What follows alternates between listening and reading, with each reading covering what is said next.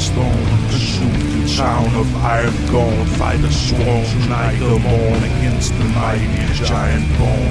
Velon Storn of Siren's soul, the war trident foes in higher glow. For violent gore, most lightning strike what's whole. Nigal's men in the silent blades of titans fell, riding into Irongaunt with swords to swing and guns to sling. The villain of Siren's toe had occupied the town for weeks with a throng of creepy, strongest freaks. Monstrous humanoids called mhoreg freed from slavery in Torok's deep. By Velon Storn to serve his needs, the purpose of this selfish creed was indeed no more but for him to gain more power both within and outwards.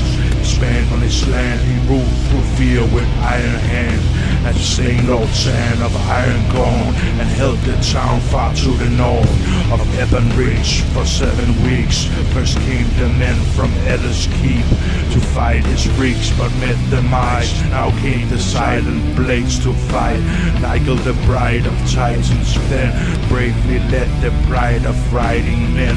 The fight began.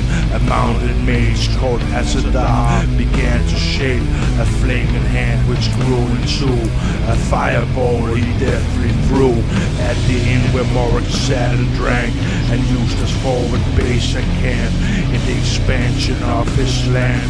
Lord Velon Storn, the giant man, who now came out with lightning sapping, trident in hand, and started sending lightning towards Nigal's men. The fighters sent from Titan's fen by Nigal's father, High Lord Grim.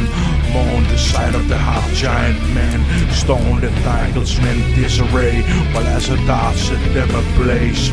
The enemies, the mhoreg dogs, Lord Nigal Morn rode for the rock which Velon Storn was standing on. Then jumped right off his horse, he sprung for Velon Storn with sword in hand, engulfed in flames of firebrand, and storm trident with blazing sword again, and then some more. He forced the hulking lord to fall, and last long from the rock then scored a critical hit, a lucky strike against Storm's head with deadly might, that finally would end his life and set it right. The death and strife he'd caused here in the northern land of Azaron, his sword in hand, he yelled out to his fighters men, with triumphant for Titan's fen.